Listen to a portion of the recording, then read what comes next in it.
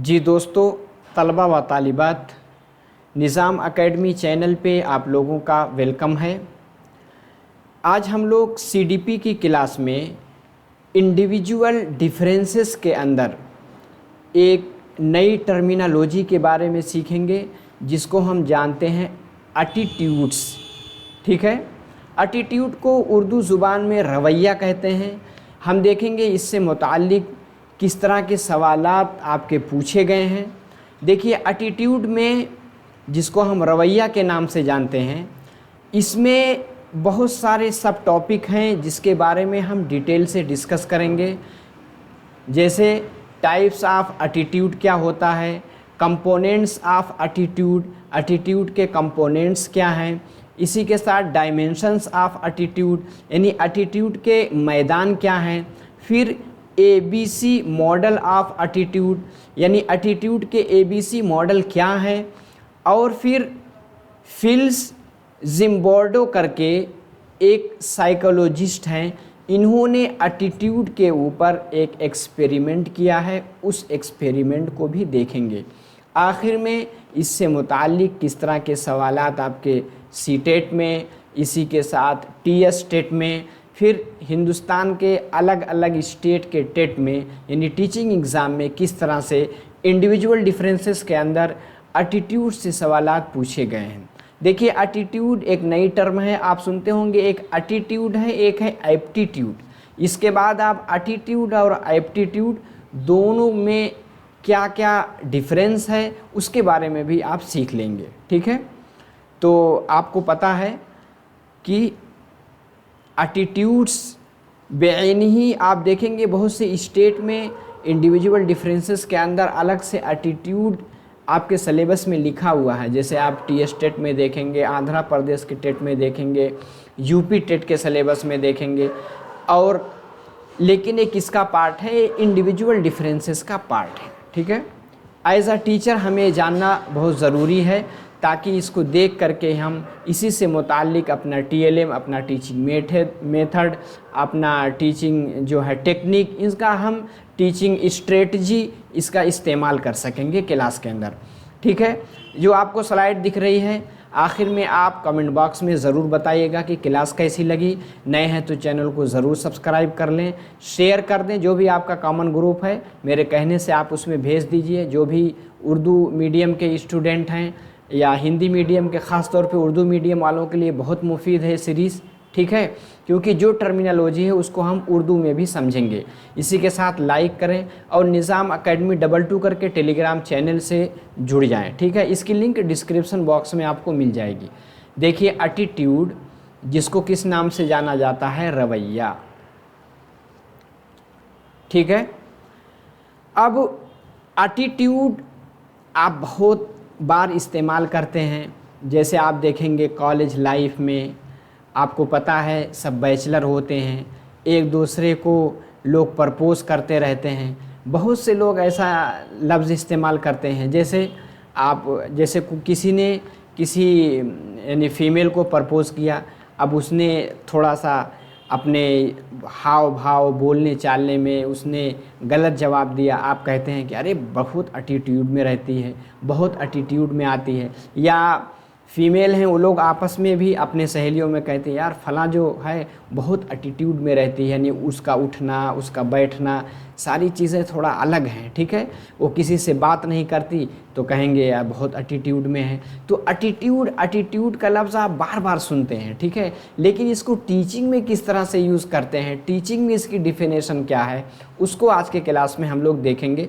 देखिए, अगर आप डिक्शनरी में देखेंगे तो एटीट्यूड के लिए लिख के आता है the position of the body, यानी आप किस तरह से चलते हैं, किस तरह से उठते हैं, किस तरह से किसी से बिहेवियर करते हैं, ये भी एटीट्यूड यानी रवैया में आता है। या इसी के साथ way of carrying one self, यानी किस स्टाइल से आप दूसरों के सामने पेश आते हैं समाज में। ठीक है, आगे है स्टेट ऑफ माइंड।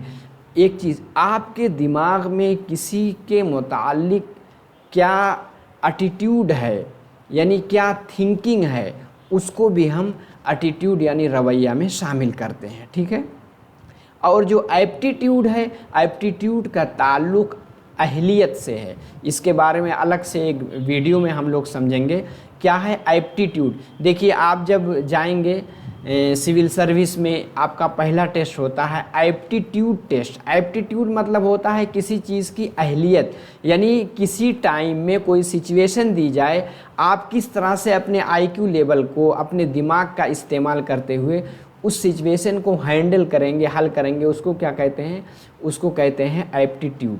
ठीक है, लेकिन यहाँ एटीट्यूड है। ठीक है, तो एप्टीट्यूड आगे हम दूसरी क्लास में देखेंगे, लेकिन यहाँ एटीट्यूड जिसको हम रवैया कहते हैं। ठीक है, चलिए देखिए, रवैया दरअसल जांच है। क्या है ये? टेस्ट है जो कि लोग दूसरों के लिए, यानी एक इंसान दूसरों के लिए, इसी के साथ अशिया यानी चीज़ों के लिए, मौक़े यानी जो सिचुएशन है, अपॉर्चुनिटीज़ है उसके लिए, ख़्याल पर करते हैं यानी थिंकिंग पर करते हैं, जो फीलिंग है उस पर करते हैं। रवैया यानी एटीट्यूड ये मुस्बत भी होता है, मनफी यानी पॉजिटिव भी होता है और निगेटिव भी होता है। देखिए, अब बुनियादी तौर पे एटीट्यूड एक होता है एक्सप्लिसिट। एक्सप्लिसिट मतलब होता है जो बिल्कुल वाज़ेह होता है। एक्सप्लिसिट एटीट्यूड एक होता है इम्प्लिसिट, जो कि मुज़मिर होता है, गैर वाज़ेह होता है। ये जो एक्सप्लिसिट एटीट्यूड है इसको कहते हैं दरअसल शुऊरी यकीन है। ये क्या है? शुऊरी यानी जो कॉन्शियस माइंड, जिसको आप कॉन्शियस माइंड यानी बेदार होकर के शुऊरी यकीन है जो कि फ़ैसला और बर्ताव में रहनुमाई कर सकता है। आगे है मुज़मिर यानी गैर वाज़ेह इम्प्लिसिट एटीट्यूड, दरअसल लाशूरी यकीन है। ये क्या है? अनकॉन्शियस वाला यकीन है जो कि फ़ैसला और बर्ताव पर असरअंदाज हो सकता है। रवैया दो किस्म का होता है, मैंने अभी बताया। एक होता है मुस्बत जिसको हम कहते हैं पॉजिटिव, एक होता है मनफी जिसको हम कहते हैं निगेटिव। अब दोनों देख लेते हैं। देखिए, एटीट्यूड जिसको हम उर्दू ज़ुबान में रवैया के नाम से जानते हैं, इसमें एक है निगेटिव यानी मनफी रवैया, एक होता है पॉजिटिव यानी मुस्बत रवैया। अब देखते हैं किसी शख्स या चीज़ या मौक़े या ख़याल के ताल्लुक़ से मुस्बत जांच दरअसल मुस्बत रवैया है। यानी जैसे हम किसी शख्स के बारे में हमारी सोच क्या है, यानी अगर हम उसके बारे में अच्छा सोचते हैं तो हम क्या कहेंगे? ये हमारा मुस्बत यानी पॉजिटिव एटीट्यूड है। जैसे आप देखेंगे डॉक्टर जाकिर नाइक हैं, इस्लामिक स्कॉलर हैं बहुत बड़े, ठीक है, वो उनको हिंदुस्तान से जाना पड़ा, ठीक है, मलेशिया गए, आजकल देखेंगे पाकिस्तान भी जो है पहुँचे हुए हैं। अब क्या है, बहुत ज़्यादा उनके फॉलोअर हैं। कुछ लोग क्या हैं, कुछ लोग उनको टेररिस्ट मानते हैं, एक्सट्रीमिस्ट मानते हैं, दहशतगर्द कहते हैं। अब उनका उसके लिए नज़रिया है, ठीक है, लेकिन बहुत से लोग क्या हैं, उनको अच्छा मानते हैं क्योंकि वो दीन की बातें बताते हैं। वो उनका जो अपना मज़हब है, अपने मज़हब को प्रमोट करते हैं, उसके बारे में वो दलाइल देते हैं। तो एक ही इंसान से मुताल्लिक लोगों के अलग अलग नज़रिए होते हैं, ठीक है। तो अगर आप अच्छा सोचते हैं तो मुस्बत हुआ, अगर आप गलत उनको क्या कहेंगे, एक्सट्रीमिस्ट कहेंगे, हार्डकोर कहेंगे, या बहुत लोग दहशतगर्द भी कहते हैं, उन पर इल्ज़ाम लगा है लेकिन वो साबित नहीं हो पाया, ठीक है, लेकिन लोगों का अलग अलग नज़रिया है। तो अगर आप अच्छा समझते हैं कि इस्लामिक स्कॉलर हैं, एक रिस्पेक्टेडफुल पर्सन है, जहाँ जाते हैं उनकी इज़्ज़त होती है, तो क्या है, आपका एक पॉजिटिव एटीट्यूड हुआ उनसे मुताल्लिक। और कोई दूसरा है, अगर कोई दूसरी तरह सोचता है तो ये निगेटिव एटीट्यूड है, ठीक है। तो अलग अलग लोग अलग अलग के बारे में अलग अलग, जैसे कोई लोग है सोशलिस्ट है, उसके बारे में उनका अच्छा नज़रिया है। कोई लोग, कुछ लोग क्या है, कम्युनिस्ट को जो है बुरी नज़र से देखते हैं, कहते हैं नहीं इनका कोई मज़हब ही नहीं होता। कुछ लोग क्या हैं, उनको अच्छा मानते हैं, ठीक है, ये लोग सेकुलर हैं। तो किसी चीज़ से मुताल्लिक, कोई चीज़ है, कोई जगह है, उससे मुताल्लिक लोगों के अलग अलग नज़रिए हो सकते हैं। किसी शख्स या चीज़ या मौका या ख्याल के ताल्लुक़ से मुस्बत जांच दरअसल मुस्बत रवैया है। किसी शख्स या चीज़ या मौका ख्याल के ताल्लुक़ से मनफी जांच दरअसल मनफी रवैया है। रवैया की दर्जाबंदी एक दूसरे अंदाज में मज़ीद दो तरीक़ों में की जा सकती है। यानी एक होता है वाज़ेह रवैया, वाज़ेह रवैया जो मैंने बताया यानी एक्सप्लिसिट, और एक होता है मुज़मिर यानी गैर वाज़ेह जिसको इम्प्लिसिट कहते हैं। आगे देखिए एक्सप्लिसिट जो कि वाज़ेह, देखिए यहाँ गलत लिख उठा है, वाज़ेह यहाँ रहेगा, ठीक है। कोई चीज़ बिल्कुल ज़ाहिर होना एक्सप्लिसिट, और इम्प्लिसिट यानी गैर वाज़ेह, गैर वाज़ेह यानी इसको हम मुज़मिर के नाम से भी जानते हैं। जैसे शुऊरी यकीन यानी कॉन्शियस माइंड है, यानी एक्सप्लिसिट क्या है, कॉन्शियस माइंड से इसका ताल्लुक़ है जो कि फ़ैसला और बर्ताव में रहनुमाई करता है। लाशऊरी यकीन यानी अनकॉन्शियस बिलीव है जो कि फ़ैसला और बर्ताव पर असरअंदाज होता है। क्या है इम्प्लिसिट वाला, क्या है अनकॉन्शियस माइंड से बिलीफ है, और एक्सप्लिसिट वाला क्या है कॉन्शियस माइंड से बिलीव करता है। अब आगे चलिए, अब आगे है रवैया के तीन अज्जा यानी कंपोनेंट। अब हम कंपोनेंट ऑफ एटीट्यूड देखते हैं। एक होता है इदराकी जिसको आप उकूफ़ी भी कहते हैं यानी कॉग्निटिव, जिसका ताल्लुक़ दिमाग से होता है। एक जज्बाती जिसको हम इमोशनल कहते हैं। तीसरा क्या है बर्ताव वाला यानी बिहेवियरल, ठीक है। तो इसके कंपोनेंट कितने हैं, तीन हैं। कॉग्निटिव जिसका ताल्लुक़ दिमाग से है, इमोशनल जिसका ताल्लुक़ जो है आपके कहेंगे हार्ट दिल से है, बिहेवियर यानी आपके बर्ताव यानी सुलूक से है। मिसाल दी जाती है, अहमद को यकीन है कि सिगरेट नोशी सेहत के लिए नुकसान रसा है, यानी उसको पता है कि सिगरेट पीना बहुत नुकसानदेह है। जब लोग उसके सामने सिगरेट नोशी करते हैं तब वो बेआराम यानी थोड़ा वो बेचैनी महसूस करता है और वो उस मकाम से दूर हो जाता है, ठीक है। अब देखिए हम देखेंगे डायमेंशंस ऑफ एटीट्यूड। एटीट्यूड के जो अलग अलग क्षेत्र यानी मैदान क्या क्या हैं। जैसे नफ्सियाती तहकीक दानों के मुताबिक रवैया के तीन अबाद हैं यानी तीन इसके डायमेंशंस हैं। एक है स्ट्रेंथ जिसको हम कहते हैं ताकत, दूसरा है रसाई यानी एक्सेसिबिलिटी, दूसरा क्या है एक्सेसिबिलिटी यानी रसाई, तीसरा क्या है इबहाम यानी एम्बिवेलेंस, ठीक है। तीन तरह के इसके क्या हैं डायमेंशंस हैं। अब देखिए पहला क्या था स्ट्रेंथ ऑफ एटीट्यूड यानी एटीट्यूड के स्ट्रेंथ, तो कहते हैं ताकतवर रवैया। ताकतवर रवैया दरअसल, ठीक है, असरअंदाज होने वाला बर्ताव है। ताकतवर रवैया दरअसल असरअंदाज होने वाला बर्ताव है, यानी किसी शख्स या किसी शय से मुताबिक आपका मजबूत रवैया जो कि मुस्बत या मनफी भी हो सकता है। किसी भी, जो मैंने अभी मिसाल दिया है, बहुत सारी मिसाल आप ले सकते हैं। किसी की आइडियालॉजी से, जैसे कम्युनिस्ट वाले हैं, उनकी आइडियालॉजी को आप सही मानते हैं तो आपका मुस्बत हुआ, या आप सोशलिस्ट वाले हैं उनकी आइडियालॉजी को अगर आप सही मानते हैं तो आप जो है मुस्बत हुआ, अगर गलत मानते हैं तो मनफी हुआ, ठीक है। कोई भी मिसाल आप ले सकते हैं। बहुत से लोग होते हैं सेकुलर बनते हैं, वो मज़हब पे यकीन ही नहीं रखते, तो उनका अलग नज़रिया है, ठीक है।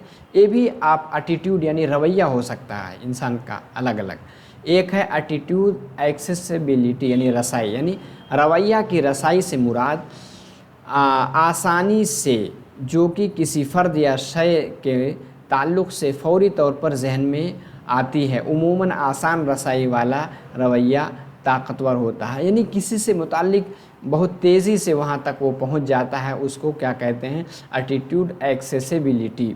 रवैया का इबहाम यानी एम्बिवेलेंस क्या है, रवैया के इबहाम से मुराद मुस्बत व मनफी तनासुब से कायम होने वाला रवैया है। किसी रवैये का इबहाम उस वक़्त अज़ीम तरीन हो जाता है जब मुस्बत व मनफी जांच के तनासुब में मुसावी तवाज़ुन कायम हो जाता है, ठीक है। अब देखिए एटीट्यूड यानी किसी फ़र्द या शय के पसंद नापसंद दर्जा के इजहार के क़यासी तामीर ही दरअसल उस फ़र्द या शय के मुताल्लिक़ रवैया यानी एटीट्यूड है। रवैया किसी फ़र्द के मुस्बत या मनफी ख़यालात हैं जो कि किसी दूसरे फ़र्द या शय या जगह या मौका के मुताल्लिक़ हो। ठीक है।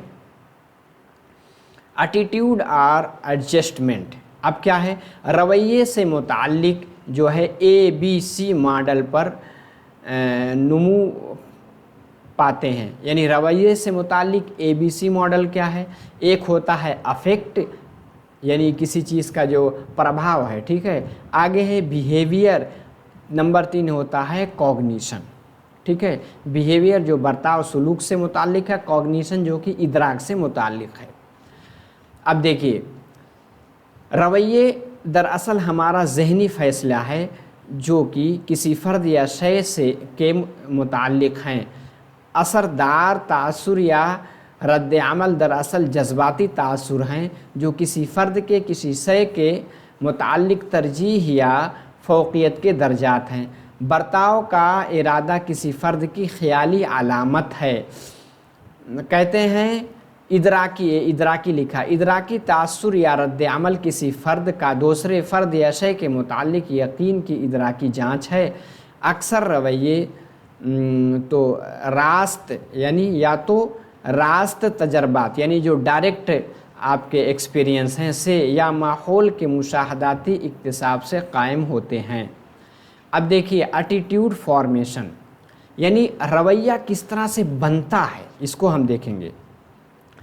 शख्सियत की तरह रवैया भी कायम होते हैं। जिस तरह से इंसान की पर्सनालिटी कायम होती है, पर्सनालिटी कायम होती है, उसका व्यक्तित्व कायम होता है, उसी के साथ जो है एटीट्यूड भी कायम होता है, जिनको रवैयों का क़याम कहा जाता है या रवैया साजी भी कहा जाता है। रवैया तब्दील भी हो सकते। भाई किसी के बारे में हमें नॉलेज कम था, हम सोचते थे कि जो है यार इस कम्युनिटी के लोग तो ऐसे ही होते हैं। जैसे अलग अलग लोगों ने रवैया बनाया है। लोग सोचते हैं कि जो बिहार के लोग हैं वो गंदे होंगे, अलग उनका रवैया बना हुआ है। लेकिन अगर किसी का साबका पढ़ा, लोग कहते हैं बिहार के लोग धोखा देते हैं। ठीक है।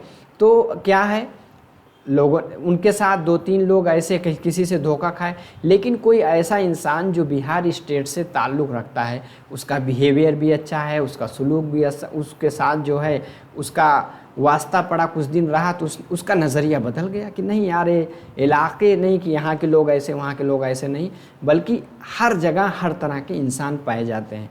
तो क्या है, रवैया तब्दील भी हो सकता है। ठीक है। रवैयों के कायम होने में मौरूसियत का अहम किरदार है। यानी किसी के मुताल्लिक़ आपका क्या एटीट्यूड यानी रवैया, इसमें हेरिडिटी का बहुत ज़्यादा किरदार है। आपको पता है इंडिविजुअल डिफरेंसेस में हेरिडिटी, एनवायरनमेंट 2 ही सबसे मेजर रोल अदा करते हैं। रवैयों के क़याम में यकीन का भी अहम किरदार होता है। ठीक है। बातचीत यानी कम्युनिकेशन के ज़रिए रवैया में तब्दीली वाक़ हो सकती है जो कि ख़याली गलत फहमियों के दूर होने से होती है। रवैया और बर्ताव, एटीट्यूड और बिहेवियर एक दूसरे के रास्त मुतनासिब हैं। एटीट्यूड बिहेवियर दोनों क्या है, एक सिक्के के 2 पहलू आप कह सकते हैं। रवैया का बर्ताव पर और बर्ताव का रवैया पर बहुत ज़्यादा असर यानी प्रभाव पड़ता है। रवैयों की तब्दीली में समाज से ज़्यादा जज्बाती आमिल का असर होता है। ठीक है।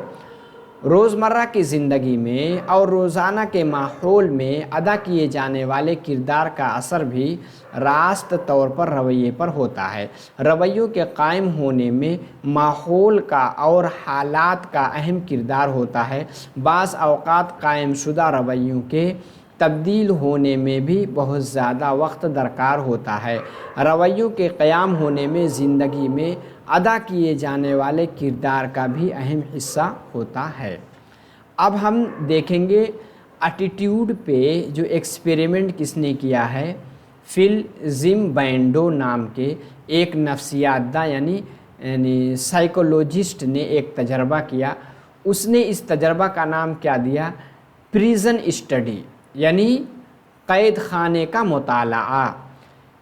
इस नफ्सियात दान ने अपने तमाम तलबा को 2 ग्रुप में तकसीम किया। एक ग्रुप को कैद खाने में रखा, एक ग्रुप कैद खाने का मुहाफिज यानी उसका सुपरवाइज़र बनाया और दूसरा ग्रुप को कैदी बनाया। ठीक है, तलबा के इन दोनों ग्रुप को अपना अपना किरदार करने के लिए एक मकान में कुछ अरसे के लिए रहना पड़ा। ठीक है, 2 दिन के बाद उन दोनों ग्रुप के किरदार में ऐसी शिद्दत पैदा होने लगी कि कैद खाने के मुहाफिज वाला ग्रुप हमेशा कैदी वाले ग्रुप को हकीकी मुजरिम कैदियों जैसा बर्ताव करने लगा। ठीक है, कैदियों का किरदार अदा करने वाले तलबा का ग्रुप हमेशा डरी हुई और सहमी हुई हालत में रहने लगे।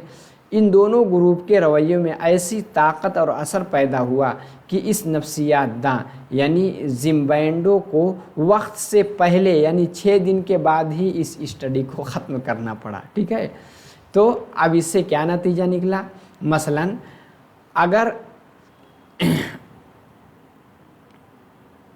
ठीक है, अब देखिए इसमें क्या है। मसलन अगर घर में वालिद अपनी बीवी के साथ बच्चों के सामने बदतमीज़ी वाला रवैया अख्तियार करते हैं और मुसलसल इसी रवैया पर कायम रहते हैं, तब बच्चे भी एक वक्त के बाद अपनी वालिदा के साथ इसी तरह की बदतमीज़ी करेंगे। ठीक है, आप देखेंगे कि हेरिडिटी का कितना असर पड़ता है।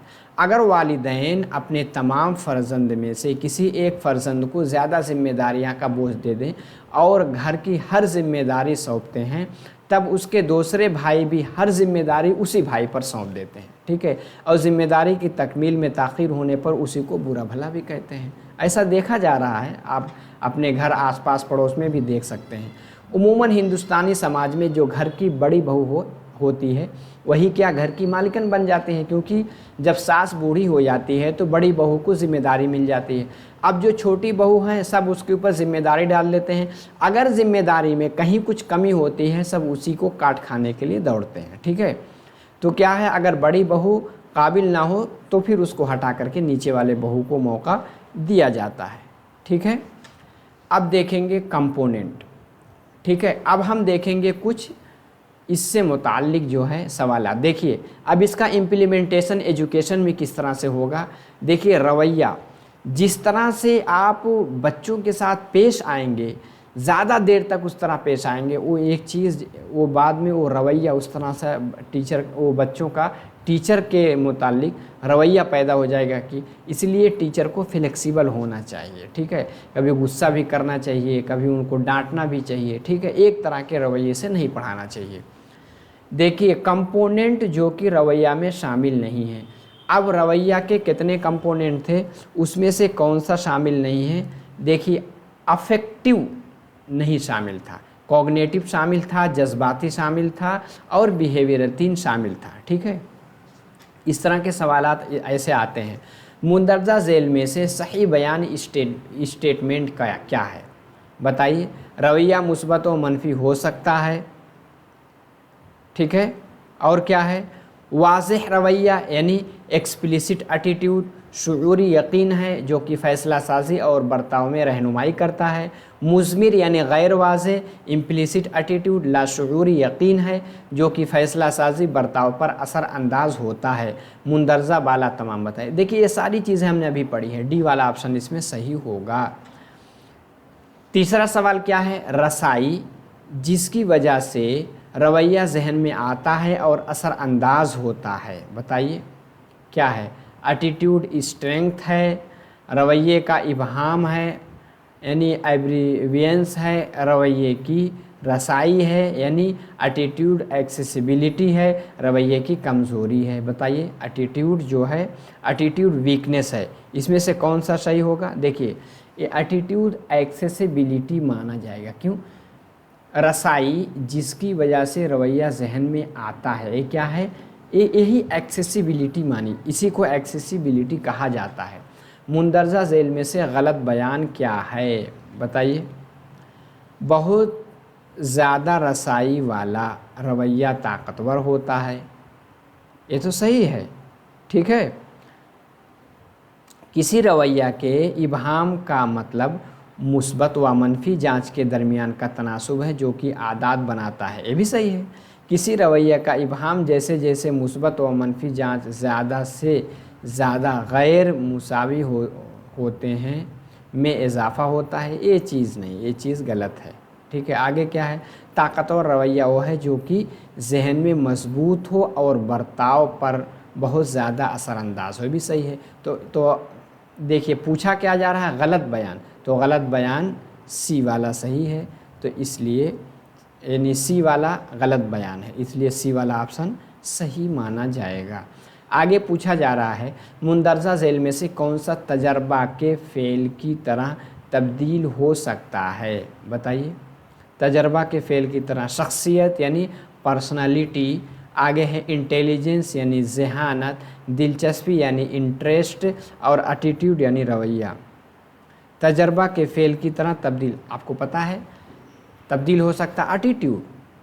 किसी से मुतालिक आपका अलग नज़रिया था, लेकिन आपने जो दोबारा एक्सपेरिमेंट किया, आप कहा नहीं यार ये जो है ये जो मेरे अंदर जो धारणा यानी पहले से बनी हुई थी वो चीज़ गलत है। जैसे पहले से आप स्टेरियोटाइप जो होते हैं, क्या कहते हैं, महिलाएं जो हैं यानी जो फीमेल हैं वो क्या है, घर का काम करेंगी, लड़के बाहर का काम करेंगे। तो क्या है, इसको भी आजकल स्कूल, जेंडर एंड सोसाइटी में गलत मानते हैं। ठीक है, कहते हैं लेडीज़ हैं तो क्या है, फ़ीमेल हैं तो उनको हाफिज़ा कवी नहीं है। हालांकि ऐसा नहीं, बहुत से लोगों का हाफिज़ा बहुत कवी होता है। तो एक्सपेरिमेंट के बाद आपका रवैया यानी एटीट्यूड बदल जाता है। ठीक है, तो आपके बाद यानी इंडिविजुअल डिफरेंसेस में अगर एटीट्यूड से मुतालिक कोई भी सवालात आता है, इस वीडियो को अगर आपने अंत तक यानी आखिर तक देखा है, तो चाहे टीचिंग का कोई एग्ज़ाम हो, डीएसएसबी का हो, केवीएस का हो, नवोदय का हो, किसी भी स्टेट का टीचिंग एग्ज़ाम हो, उसमें ये वीडियो बिल्कुल आपको हेल्पफुल होगी।